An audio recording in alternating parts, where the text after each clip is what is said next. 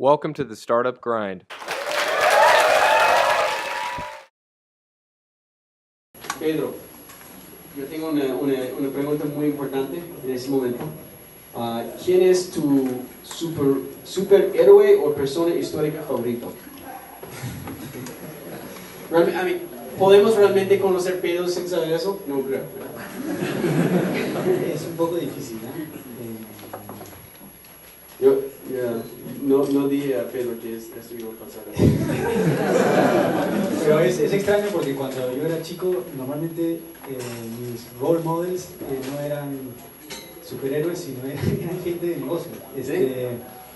Era Bill Gates, después fue Steve Jobs, en algún momento cuando era muy pequeño era Rockefeller. Siempre me atrajo mucho la vida y la biografía. Empresario desde uno. Es cierto, siempre me atrajo mucho la vida, estudiar la vida de empresario. ¿Y por qué? ¿De la primera momento le gustó los negocios? Sí, desde niño. Desde niño me gustaron los negocios desde los 7, 8 años tal vez. Algo estaba haciendo desde muy temprana edad. Interesante. ¿Y cómo te crearon entonces? ¿Cómo? Porque somos padres, ¿cómo formamos un Steve Jobs Pedro Neira? Bueno, me criaron en un colegio que es muy poco tradicional. Es un colegio que se llama Los Reyes Rojos, tal vez en Arequipa no lo conozcan mucho, pero tiene una educación muy poco tradicional, muy liberal. Y eso marcó bastante mi educación. Tuve toda la secundaria en este colegio que tenía unos valores bastante distintos a los del resto de la sociedad limeña y creo que eso influyó en que yo luego haya sido emprendedor, definitivamente influyó. Tampoco Markham.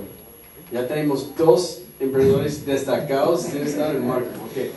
Entonces yo he hecho preguntas porque cada persona que entreviste conmigo en Lima está de Markham. No sé qué pasa ahí. Bueno, qué bueno. Y entonces esta escuela liberal tenía un impacto en su vida para hacerle como un emprendedor. Sí, mucho, porque es un colegio en el que en Lima es un colegio que nos han tildado, nos han puesto todos los estereotipos posibles, desde izquierdistas, comunistas, de todo. Y estábamos acostumbrados todos los alumnos ahí a responder socialmente a los calificativos que nos daban, ¿no? Entonces, un poco la coraza social que me dio ese colegio me ha servido mucho como emprendedor, porque como emprendedor uno tiene un riesgo social muy alto, ¿no? Si uno fracasa en su emprendimiento, que definitivamente le va a pasar alguna vez, si se dedican a esto, digamos, por vida como yo, uno va a tener que pararse a explicarle no solo a los inversionistas, sino también a sus amigos y a su familia. La abuela es la peor, ¿no? No, la abuela nunca entiende nada. No tiene su trabajo. En realidad, yo tengo la suerte de tener una esposa que me entiende mucho y comprende mucho lo que me dedico, entonces ella siempre me ha apoyado mucho, pero sí, por ejemplo, la familia a veces no entiende muy bien lo que uno hace o los riesgos que uno toma, y algunos amigos tampoco, ¿no? Oye, te tenía que haber ido bien, si tenías todo esto alineado, ¿por qué no acababa yéndote bien, ¿no? Y uno, en algún momento, va a seguir viendo a sus amigos, y si tu emprendimiento anterior fracasó, vas a tener que explicarle en lo que anda. Entonces uno te pregunta, oye, ¿cómo estás? Tienes que responder algo, ¿no? Entonces, creo que mi colegio me preparó bastante para eso, y eso fue positivo, ¿no? ¿Y tu papá es gran empresario? No, mi papá es una historia bien interesante, porque mi papá no tenía nada que ver con estos role models que yo tenía de empresarios, de íconos de los negocios, que siempre me llamaron la atención. Mi padre no tenía nada que ver con ese mundo, pero a su vez me transmitió muchísimo, gran parte de su gen emprendedor. Él se dedicó toda su vida a hacer documentales, y yo con el tiempo me he dado cuenta de que documentales para televisión extranjera, él mandaba una idea a un canal, a la BBC, a la televisión alemana, a la televisión española, ellos le aceptaban la idea, le mandaban un presupuesto, él hacía el documental, lo enviaba, y apenas lo enviaba, le pagaban, y en ese momento se quedaba otra vez sin trabajo. Porque no tenía un trabajo fijo y vivía de eso vivimos con toda la familia durante 40 años, y sigue haciendo esto. Bueno, no un gran empresario, pero bastante emprendedor. Muy emprendedor, de una forma muy distinta a la mía, pero él vivía en cierto sentido, el paralelo que tiene conmigo es que él también tiene que ser capaz de generar una idea a partir de la nada, presentarla y persuadir a gente que confíe en su idea, lograr que le den fondos para hacer su idea y luego ejecutarla y hacerla, ¿no? Él lo hacía en periodos más cortos y en otro formato, pero yo en muchos casos hago exactamente ese proceso, ¿no? Él lo hacía en un documental que demoraba 3 meses, yo lo hago en 5 o 6 años, pero es lo mismo en el fondo, ¿no? ¿Y aprendiste a desarrollar a los 3 años? ¿Y cómo fue lo de la tecnología? La parte de tecnología no. A mí siempre me gustó la tecnología de chico por el lado de los videojuegos, pero me imagino que a mucha gente le gustan los videojuegos. Entonces yo no tenía ningún skill necesario en cuanto a tecnología. Nunca supe programar, nunca me dediqué a nada de tecnología. De hecho hasta ahora, hasta el día de hoy, no sé programar, ni sé nada técnico, ¿no? Lo que aprendí con el tiempo es a manejar equipos de desarrollo técnico, y yo tengo una formación de administrador, pero yo no sé, no tengo ningún skill técnico. Ok, qué bueno. Y no sé si te van a dejar entrar en Perú Tech Meetup, ¿no? Pero Creo que no. Vamos a ver si me dejan camuflado entrar ahí. bueno. Bueno, entonces, ¿cómo tenía emprendimientos como chico? Sí, de chico siempre... Como chibolo, como dicen. De chibolo, siempre tuve como que el gen de comprar y vender cosas en mi colegio. Se le sacaron el dinero del almuerzo. Sí, así es, de todo, ¿no? Compraba mi Nintendo, lo alquilaba los fines de semana, vendía útiles cuando a alguien me faltaba, de niño. Pero sí, después me dio un lápiz, no, aquí estaba, un sol. En mi colegio había momentos en los que como que pasaban lista y tenías que tener todos tus útiles y no estabas castigado. Yo sabía que eso iba a pasar y yo llevaba extra y me compraban, ¿no? Lógicamente un sobreprecio interesante. Un buen marco. Así es. Entonces, ¿cómo transiciones tú a emprendimientos más sofisticados? Emprendimientos más sofisticados mucho más adelante, ¿no? Yo primero... Bueno, ¿qué hiciste después de Reyes Rojos?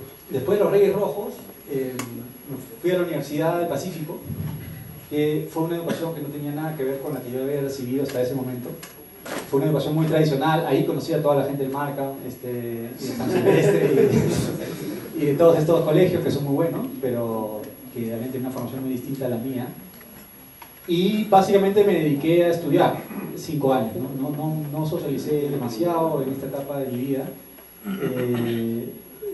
Me dediqué a estudiar mucho, estudié administración de empresas. ¿No muchos emprendimientos durante esa época? Ningún emprendimiento durante esa época. Yo quería ser administrador de empresas, quería ser gerente de alguna empresa, cualquiera, no sabía a qué me iba a dedicar todavía. Sí sabía que me gustaba manejar empresas, eso era lo mío. Hasta ese momento, hasta eso sabía en ese momento de mi vida, ¿no? Wow. Y son 5 años en el Pacífico, entonces ¿cómo si ya llegas en emprendimientos de tecnología? ¿Qué fue ese? ¿Cuándo ya como aprendió ese luz?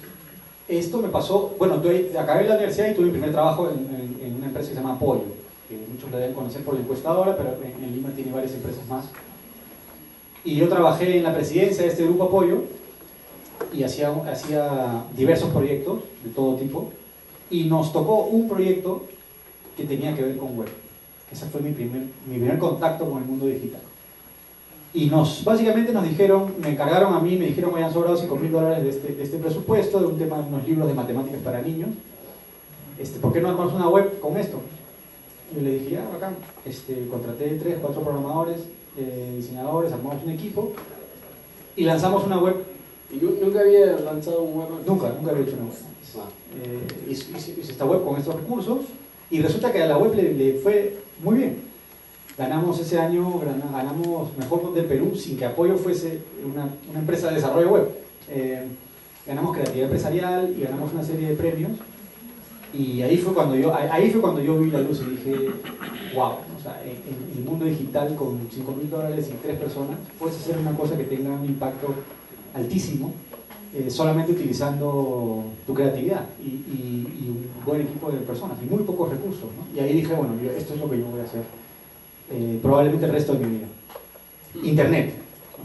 Todavía no sabía nada de emprendimiento, no sabía. Silicon Valley, nada de Nada, eso. no tenía la menor idea. No tenía la menor idea. Ok, entonces que termines con ese proyecto y lances dondevive.com. No, no. Termino con ese proyecto y lo que sucede es que me voy a hacer un MBA a Barcelona, España. Ya pensando en dedicarme a Internet. Dije, bueno, voy a hacer mi MBA y después trabajaré pues seguramente en Google, en Yahoo, en alguna empresa, pues imagino, ¿no? Porque yo sabía que me gustaba Internet. Y fui con esa idea un poco, ¿no? Hago mi MBA y resulta que no me contrata ni Google ni Yahoo. Y va un tipo... Tú estás un poco celoso de Carlos, ¿no? Felizmente no. Felizmente, por suerte no me contrataron. Va una persona al IES que tenía una idea de negocio y necesitaba un gerente para su empresa y justamente era en temas de internet. Entonces yo dije, perfecto, este es el trabajo para mí y me dedico después de mi MBA a hacer mi primera startup. Y ni siquiera sabía lo que era una startup en esa época, pero ya estaba trabajando en uno. Durante el MBA. No, cuando acabó el MBA. Pero yo quiero revisar una cosa acá. Tú hiciste un buen colegio, después fuiste a Universidad Pacífico, que es uno de los mejores de negocio, después hiciste un MBA. No, pero todos los relatos que yo escucho de Silicon Valley es que nadie estudia nunca y odian a la universidad. Sí. Yo creo que no es así, ¿no? O sea, algunos en mi experiencia, muchos de los mejores emprendedores ya estudian bastante, ¿no? Elon Musk tenía doble carrera, ¿no? En economía y tecnología. Sí, o sea, mucho de lo que nos llega a nosotros del estereotipo del emprendedor es lo que vemos en películas, ¿no? Y te llega el high school dropout, ¿no? El que se salió de la escuela, y luego te llega el tipo de 20 años que en 2 meses hace una red social y se vuelve millonario, ¿no? Eso es el 0,00.1 de los emprendimientos a nivel mundial, incluso en Estados Unidos. Claro. Incluso en Estados Unidos, el 99% de los emprendimientos toman 4 años en llegar al break-even, levantar capital. El emprendedor no tiene 20 años, sino tiene 37. Es mucho menos sexy eso para que salgan en películas, pero es la realidad. Es un grind, ¿no? No es fácil. Exactamente. Es un grind. Exactamente. Entonces, bueno, estás saliendo de tu MBA y necesitan a alguien para manejar el negocio. Y tú te pones. Sí, y me dice... Estás en España. En España, estoy en España. Pero habla un poco raro, ¿no? Habla un poco raro. Sí, tú sí. sigues hablando bien. Bueno, allá hablaba raro yo, ¿sí? Pero bueno, llega el tipo con una idea de negocio, me dice, era una idea de negocio genial, a mí me pareció genial. Entonces me dice, mira, lo primero que tienes que hacer es yo tengo acá, ni siquiera tenía un PowerPoint, tenía un Word. Hoy tienes que armar un business plan, porque yo no sé nada de negocios, y tienes que salir a levantar capital. Y dije, bueno, eso es mi trabajo, ¿no? Entonces hice un business plan y salí a levantar capital. Y logramos levantar como $500,000 alrededor de un año, más o menos. Que para España no es mucho en realidad, ya 300 y pico mil euros, pero fue suficiente para lanzar la compañía y armar. Y luego mi trabajo era, ok, tienes el business plan, tienes el capital levantado, ahora construye la empresa, ¿no? Haz la página web, arma un equipo y lanza algo, ¿no? Tú estás haciendo todo eso y él como diciéndole que lo haga. Sí, él básicamente tenía la idea y él tenía la expertise, el know-how por un tema que tenía que ver con la industria gráfica. Él es una persona que sabía mucho de la industria gráfica, pero nada de management ni nada de internet. Entonces éramos una buena dupla, digamos, para armar esto, ¿no? Y me dediqué a eso, ¿no? Levanté el capital, armé la empresa, lancé la página y la estuve manejando durante 3 años en total. La llevamos muy cerca al break-even. Y cuando explota todo el tema de la crisis en Europa, alrededor del 2009 yo me vengo a Perú, ¿no? Y dejo esa que fue mi primera startup. Y ya se bajó y no pudo seguir. No, o sea, la startup no llegó a lo que esperábamos, pero tampoco quebró, cosa que es gran cosa ya. y se mantuvo ahí, simplemente como muy probable que como el tema de la crisis era un tema que se dedicaba a temas publicitarios y con la crisis todo el mundo cortó ese presupuesto y la empresa sigue ahí, pero yo decidí venirme al Perú, donde en ese momento había muchísimas más oportunidades que en España para trabajar. Ok. Y ahí arrancas a dondevive.com. No, ahí arranco mi segunda startup, que es la que nadie conoce, porque quebramos, ¿no? Fue mi segunda startup y fue mi primer fracaso en términos estrictos de la palabra. Pero yo siempre recojo algo muy positivo, que es una startup. Yo vine a Lima por esa startup y en esa startup en 6 meses decidimos abortar el proyecto, dijimos este proyecto no va más, ni siquiera llegamos a lanzar una página, pero yo me volteé ante los socios y le dije ante el inversionista, le dije bueno, ya no vamos a seguir adelante, perdiste tu plata, pero dejémoslo ahí porque si seguimos adelante vas a perder más plata. Y lo ¿Cómo muy fue positivo, ¿Cómo fue esa conversación? o sea, que tendría que decirte que fue muy difícil, pero no lo fue. No fue tan difícil como uno pensaría, porque primero no fue de la noche a la mañana, el inversionista estaba yendo el día a día y veía lo que estábamos haciendo. Entonces él sabía un poco lo que estaba pasando, no es que yo llegué de la noche a la mañana y dijo, oye, quebramos. No fue una sorpresa. Segundo, Tampoco como gastaste el dinero en Las Vegas, tampoco. tampoco. Habíamos gastado el dinero en un equipo de desarrollo durante 6 meses, nos habíamos gastado $50,000, que simplemente no llegamos a construir nada en ese tiempo y vi que no íbamos a lograr construir nada para ese proyecto que teníamos. Era demasiado grande, se requería demasiado capital para esa idea de negocio y yo preferí cortarla a los 6 meses que seguir adelante. Lo que fue muy positivo fue que de este proyecto fallido nació el equipo base para el siguiente emprendimiento, que sí fue A Dónde Vivir. Entonces, yo no empecé a Dónde Vivir de cero. Yo empecé con un equipo en el que ya confiábamos, un equipo con muy buen rendimiento y con 2 socios que ya tenía de antes. Yo no empecé del aire con A Dónde Vivir. Entonces, en ese sentido, ese fracaso, entre comillas, fue un fracaso si lo ves de manera aislada, pero si lo ves en el tiempo, fue muy positivo. Fue indispensable para que luego A Dónde Vivir haya logrado lo que logró. ¿Tú crees que sin este éxito, si hubieran comenzado con la idea de dónde vivir, o sin este fracaso, pudiera haber sido tan exitoso con dónde vivir? Definitivamente no. ¿No? Definitivamente. En algún Es sentido. muy importante y nos ayudó en muchos sentidos, ¿no? En el sentido personal de darte cuenta de que puedes ser muy inteligente, pero también vas a fracasar, de tener la experiencia de decirle a un socio que ha perdido todo su dinero, a pesar de que fracase una cosa financieramente, tenía otros éxitos, como fue haber logrado un equipo tecnológico productivo. Todas esas cosas fueron indispensables para que luego A Dónde Vivir llegue a donde llegó. Entonces, es muy importante seguir ese tipo de pasos para seguir adelante al final, ¿no? Porque ahí yo podría haberme dicho, ok, fracasó esto, bueno, me voy a trabajar al banco de crédito y se acabó mi carrera de emprendedor, ¿no? O a cualquier empresa, digamos, ¿no? Pero la idea es seguir adelante, digamos, ¿no? Seguir adelante y emprender otra vez. Bueno, invitamos a todo el ecosistema de que salgan pronto y saquen su primer fracaso, ¿no? Pronto. Sí, ese fue ¿no? De hecho, en Silicon Valley es muy común, o sea, hasta un inversionista hasta lo llega a mirar. Si has tenido alguna experiencia feliz antes, y también si lo dices, ¿no? Es algo que alguien se mira. En mi fondo, por ejemplo, en Kickstarter Perú, tienes que mostrar que tienes algo de sofisticación en cuanto al emprendimiento, ¿no? Y un fracaso donde levantaste un poco de dinero y ya califiques para levantarte a nosotros, ¿no? Es algo bueno.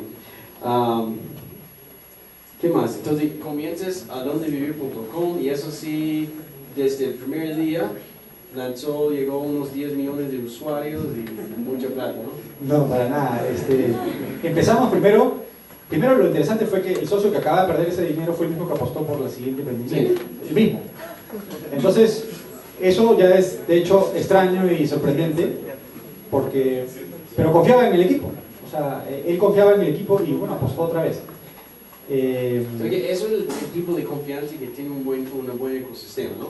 Con los emprendedores, son honestos y siguen siendo transparentes durante todo el proceso, los inversionistas saben que los pueden confiar aunque no todo va bien, ¿no? Así es, y esa palabra que acabas de decir es muy importante. Yo fui bien honesto y bien transparente con él en todo el proceso de la startup anterior que falló. Por lo tanto, eso le dio la tranquilidad para poder invertir en el siguiente emprendimiento. Y a la tranquilidad a mí en decirle que había perdido su dinero. Entonces, por eso es que no fue tan difícil, porque yo fui transparente durante todo el proceso. Y hizo que luego él apueste para dónde vivir, ¿no? Nacemos con a dónde vivir y no nació a dónde vivir, nació otro modelo de negocio, que no era a dónde vivir. Era un modelo, uno de mis socios tenía adonde.com, que es un portal que en esa época era los que tenían más tráfico en todo el Perú. Entonces decidimos utilizar ese tráfico gratuito para construir una serie de portales verticales. Un portal de autos, un portal de inmuebles, un portal de juegos y N portales más. Los cuales íbamos a rentabilizar, porque traíamos ese tráfico gratuito. Esa fue la idea inicial, no fue a dónde vivir, ¿no? Y luego con el tiempo, ¿qué pasó? Que sacamos 8 portales en 6 meses y uno empezó a despegarse, que fue a dónde vivir. Tenía mucho más tráfico, era mucho más rentable y empezó a despegarse del resto y solo nos fuimos enfocando nuestros recursos a trabajar en ese portal y dejarlos un poco a los otros de lado. Y así fue como empezó a dónde vivir. ¿Y qué fue el día más difícil durante los tiempos de adondevivir.com? El día más difícil de todos es haciendo como una especie de fast forward de ese momento a casi el momento de mi renuncia, ¿no? Casi 4 años y medio después, ¿no? A los 3 años y medio, a dónde vivir llega al break-even. Fíjese que demoró 3 años y medio y muchas historias en el interín. Antes de break-even, nunca he tenido un día súper feo. Tuve un día feo, que fue, a dónde vivir le estaba yendo muy bien, no fue un día, fueron 3 meses. A dónde vivir le estaba yendo muy bien. Eso es lo que decimos, grind. Así Grind en inglés es volver, ¿no? Sí. A dónde vivir le estaba yendo muy bien, éramos líderes en tráfico en el Perú, era el portal líder y teníamos mucho tráfico, todo iba muy bien, pero no éramos rentables, no habíamos llegado al break-even y no vendíamos suficiente para cubrir nuestros costos. Y mi inversionista se empezó a cansar, porque cada mes tenía que poner dinero. Así que un momento me dijo, ¿sabes qué? Ya no voy a poner más plata. Lo siento, pero ya no voy a poner más plata. Y yo un momento le dije, bueno, ok, déjame ver cuánto te cuesta cerrar la empresa. Le hice un cálculo y luego le dije, bueno, dame 3 meses y si en 3 meses yo logro conseguir $250,000, con esto yo salvo la empresa y la llevo al break-even, y si no lo consigo, cerramos la empresa, porque no pasa nada, tampoco es el fin del mundo, ¿no? Y bueno, tuve 3 meses para conseguir esa plata. No tenía la menor idea de dónde iba a sacar el dinero, nada, pero esas son las suertes del destino, ¿no? En ese plazo se logró conseguir un monto mucho mayor de financiación y entra un fondo de capital de riesgo de Estados Unidos que se llama Tiger Global, que decide financiar a dónde vivir y incluso compran la participación de mis socios ya dejan de ser mis socios, se van de la empresa, venden sus acciones, ganan bastante plata y yo me quedé trabajando con el fondo durante 2 años más. Wow. Y ya, pero antes que yo te interrumpí, nos iba a decir el día más feo, el más difícil. Sí, en realidad eso que pareciera desde afuera que es el día más difícil, porque es o consigues esta plata en 3 meses o cerramos la empresa, no fue el día más difícil. El día más difícil fue el día que yo decido renunciar a mi propia empresa. Y fue el día en el que todo iba bien, todo estaba muy bien. La empresa era muy rentable, ya habíamos pasado el break-even, teníamos fondos ilimitados para invertir en marketing, teníamos un equipo muy bueno, vendíamos mucho, así estábamos haciendo leña de la competencia, el ambiente de trabajo era muy bueno, teníamos mentores muy buenos y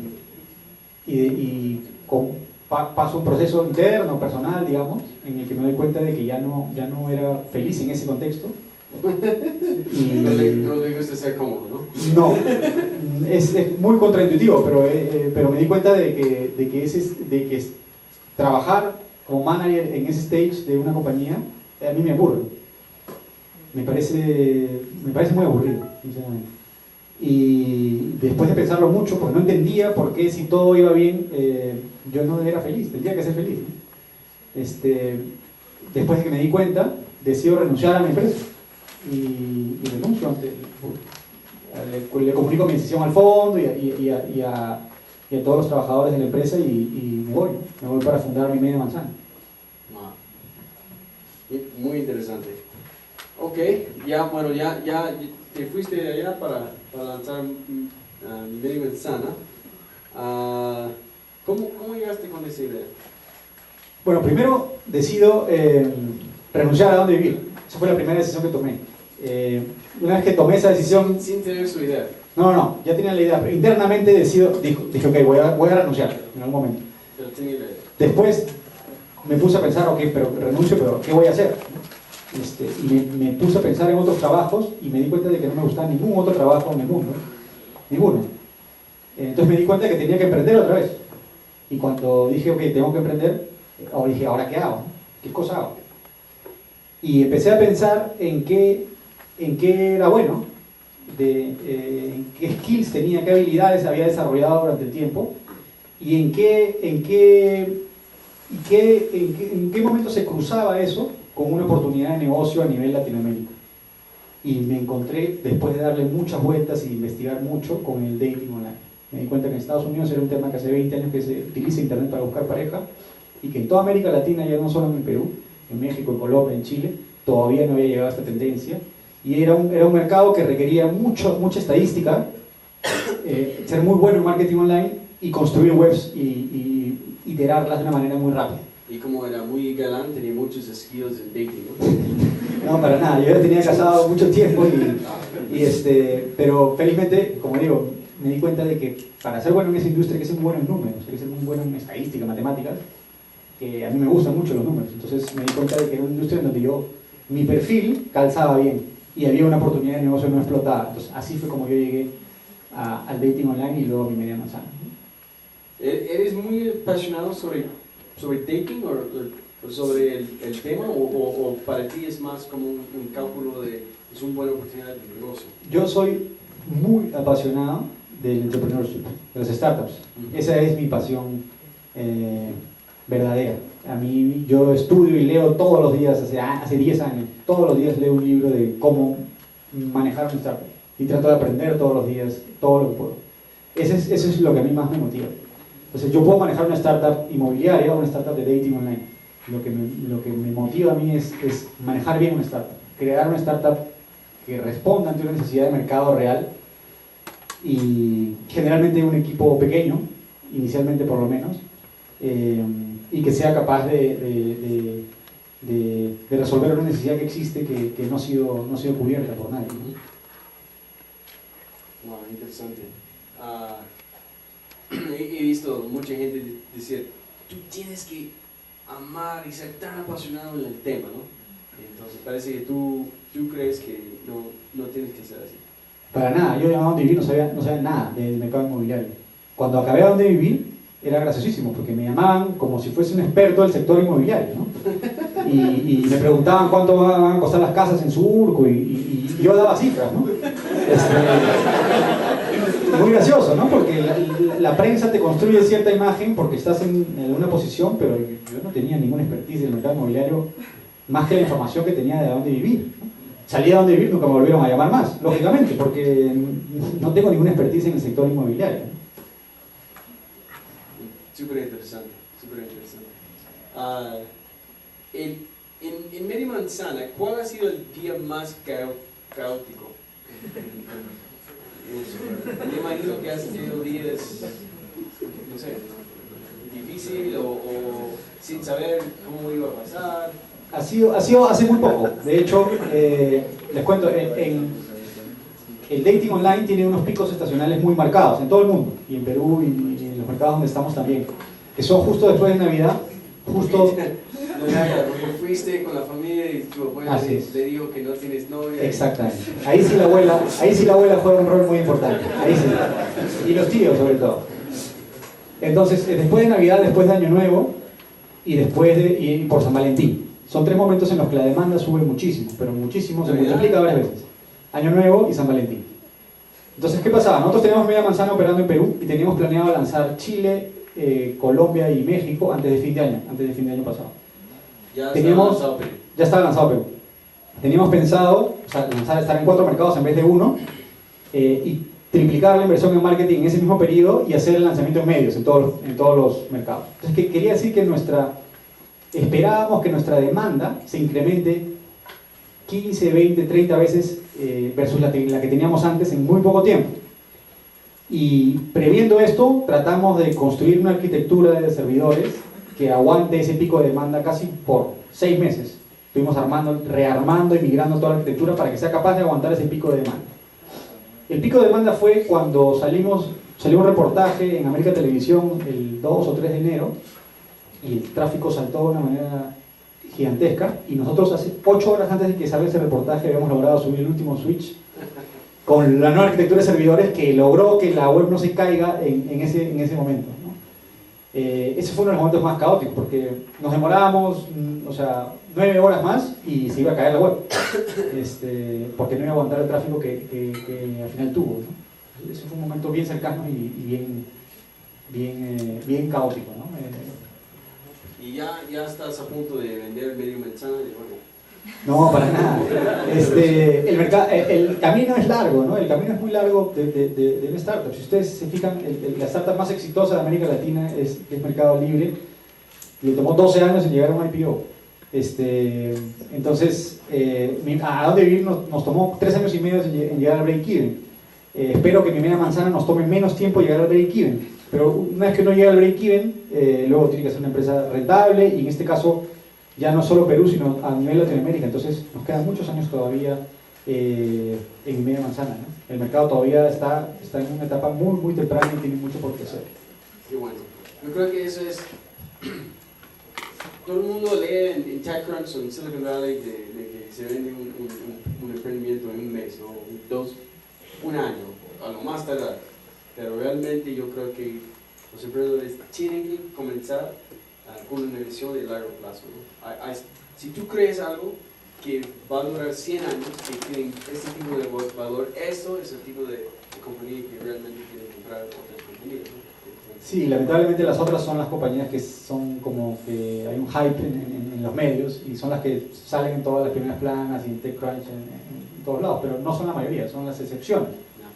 Son las que son más conocidas, pero la mayoría son las compañías, como tú dices, que se construyen a lo largo del tiempo y que generan un servicio que va a durar mucho tiempo, ¿no? Bueno, yo tengo una última pregunta. Tú eres uno de los más destacados en periodo de levantar capital. ¿Qué sugerencias tienen para esos emprendedores que piensen levantar un capital aquí en Perú? Una bien importante: levanten capital ya. Es impresionante la cantidad de veces que he ido a eventos o a meetups o a lugares donde hay emprendedores y pregunto ¿cuántos de ustedes han levantado capital? Pues sea $1.000, ¿eh? No 1.000.000, 1.000, y nadie levanta la mano. Nadie levanta capital y no hay absolutamente ninguna razón para no hacerlo. En el Perú, en toda la historia del Perú, nunca había un mejor momento que hoy para levantar capital, porque hay un montón de gente con dinero disponible que no había hace 10 años. Todos tenemos un tío que necesita perder un $10.000. Así es. Y ese tío tiene amigos en el club donde va, y tenemos un amigo de la universidad que es gerente de algún lugar que tiene un montón de plata, un amigo de la mamá que también tiene un montón de plata. Hay un círculo de gente donde uno puede empezar a levantar capital, pero el ejercicio de salir a empezar a levantar capital es algo que pocas veces veo en un emprendedor y que no tiene ninguna razón, o sea, no tiene absolutamente ningún impedimento para hacerlo. Y estar en Perú y Guaira, ¿qué opinas? Eso no es levantar capital, eso es ganar un concurso, eso no es capital, eso es un grant o eso es un dinero que te cae por el cual no tienes que rendir ninguna cuenta. No está mal, a mi juicio no es lo ideal, o si se levanta eso para el único fin que debería servir, es como un endorsement para salir a levantar capital de verdad. Entonces tú luego vas con, oye, gané Guaira o gané Startup Perú, vas donde un inversionista de verdad. Entonces, Y le dices, oye, ahora pon dinero en mi empresa porque acabo de ganar Guaira. Y hacer eso. pero no quedarte con el dinero Guaira y no levantar más, o Startup Perú, o cualquier concurso que sea. Rendir cuentas te ayuda. Ayuda muchísimo, así es, porque ayuda a que te esfuerces mucho más, porque es el dinero de una persona a la cual tú tienes que voltearte y decirle, oye, he hecho esto con tu dinero, esta es tu rentabilidad, o perdiste todo tu dinero. A la gente de Startup Perú no le tienes que rendir esas Y cuentas. sí le da un poco de pena la próxima Navidad con su tío cuando lo has perdido. Por supuesto, así es verdad. Y eso es una motivación, aunque no lo crean, muy fuerte para sacarte la mugre y para realmente esforzarte mucho más, porque no quieres perder el dinero de gente que ha confiado en ti. Y eso es muy importante. Es una presión social que uno se pone cuando levanta capital, que solo la tiene cuando has levantado capital, aunque sean $5.000. Y si no levantas nada, no tienes esa presión, vas avanzando, haces un trabajo 1 hora por semana y luego en tu tiempo libre, y vas avanzando a un ritmo generalmente lento, ¿no? El ejercicio de levantar capital tiene muchos beneficios por donde lo veas. Pedro, muchísimas gracias por compartir esta historia. Vamos a dar una primera aplauso a Pedro por esos gran consejos.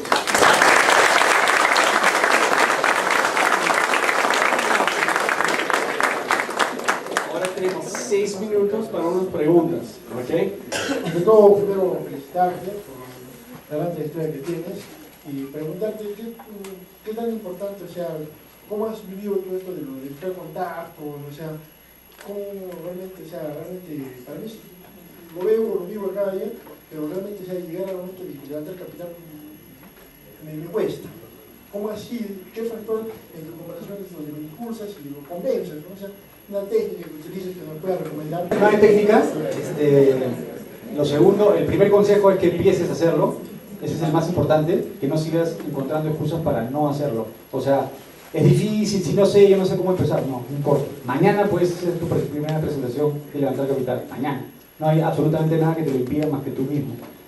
Esa es la primera, porque vas a ir agarrando cancha con el tiempo. No es que de la noche a la mañana ya aprendiste a levantar capital. No, por supuesto te vas a equivocar 20 veces y te van a tirar la puerta en la cara. Yo para levantar capital, con toda la experiencia que tengo, hasta el día de hoy, sigo recibiendo más o menos 35 no por cada sí que recibo. O sea que hay 35 personas que les hago mi presentación y me dicen que no están interesados, que muchas gracias, que bacán. ¿Cuántas reuniones tenía para levantar esa última ronda? Más o menos. Esta última habré tenido como que unos 30. ¿Sí? Y he mejorado un poquito mi efectividad, he cerrado unas 4 o 5, pero la primera ronda de mi media manzana cerré 4 inversionistas y he hecho 50 presentaciones. Sí. Entonces he hecho 100 presentaciones. Pedro mide que ha vendido una compañía, ¿no? Entonces no te preocupes. Haces mal en los primeros 10 porque no iban a ser sí de todos modos, ¿no? Es imposible que te vuelvas bueno si no las haces, si no haces las presentaciones. Y lo otro es súper importante de lo que preguntaste, que tiene exactamente que ver con lo que dijo Rob, que es el network que ustedes están haciendo. O sea, este evento, lo importante no es lo que yo les venga a decir, sino es la gente que está al lado suyo. Y eso es algo que en Silicon Valley, cuando tuve la oportunidad de estar ahí, todo el mundo lo entiende perfectamente. Las relaciones que ustedes generen entre la gente que tienen al lado suyo es lo importante. Entonces, conózcanse, intercambien tarjetas, que la gente tiene cierta afinidad, salgan a comer. Yo, por ejemplo, un consejo que hago, yo salgo a comer con una persona a la semana todo el año. Una persona medio X, o sea, que no conozco, que no es mi amiga. Una persona que conocí en un evento, por ejemplo. Puedo invitarla a comer, oye, vamos a comer la semana que viene, vamos a comer. Y la conozco, y me dice, me cuenta en qué está y tal. Así nos conocemos nosotros. Así nos conocimos nosotros, exactamente. Oye, vamos a comer, vamos a comer. O sea, 45 minutos casi me dijo. de medio isla. Yo estaba nuevo en Lima y el taxista me dejó por ahí. Pero Tenía que tomar micro para encontrar. y ojo, al final tú levantas capital siempre de una manera completamente inconexa con la razón por la que entraste. Por ejemplo, un ejemplo bien claro. Yo voy a almorzar con Rob, lo conozco, Rob me invita, vengo a este evento, imagínate que en este evento hay una persona que es inversionista y yo acabo levantando capital. Yo no vine acá a buscar levantar capital, pero si no hubiera ido a almorzar con Rob ese día, nunca iba a levantar capital de esa persona. Entonces, el networking que hacen... Mi sándwichería favorito, Así ¿no? es. Está buenazo. Sí, sí, claro. Tiene una agenda buena ahí. O sea, el networking que hacen no lo tienen que hacer buscando levantar capital a través de esta persona directamente, sino simplemente si lo hacen de manera activa y recurrente, eso se va a dar con el tiempo. Pero tienen que hacerlo. Uno no crea una red de contactos del aire. O sea, tienen que trabajar durante años. Pero cuando consigues, por ejemplo, nos conocemos y yo quiero invertir contigo $10.000, ¿qué me das a mí? ¿Qué me ofreces? O sea, ¿me das un accionariado en tu compañía? ¿Qué es lo que me das? Y la segunda es... Él le da un beso. Y la segunda es, para generar tráfico, ¿qué te ha resultado mejor? De repente hacer publicidad en televisión, en Facebook, en Google, qué sé yo. ¿Qué te ha funcionado más para levantar tráfico, generar tráfico? Pues la primera es, tú das acciones a cambio de una participación. Es bastante estándar. Simplemente tienes que convencer a la otra persona de que tu empresa vale lo que le estás diciendo, mediante cualquier manera. Por su reputación, por un beso, por X, Y, Z. Si el tipo te cree lo que vale, lo que tú le dices que vale tu empresa, y si tu empresa vale 100 y tú pones 10, tienes el 10%. Es muy sencillo. Y lo otro es, normalmente a mí me ha funcionado siempre, mi canal más importante ha sido Google AdWords, y en segundo puesto Facebook, y en tercer puesto televisión, ¿no? Pero eso depende mucho del modelo de negocio. Pues un modelo de negocio que sea muy intensivo en Facebook y no haya nada de AdWords, depende mucho del modelo de negocio. No es que sea una receta para cualquier startup.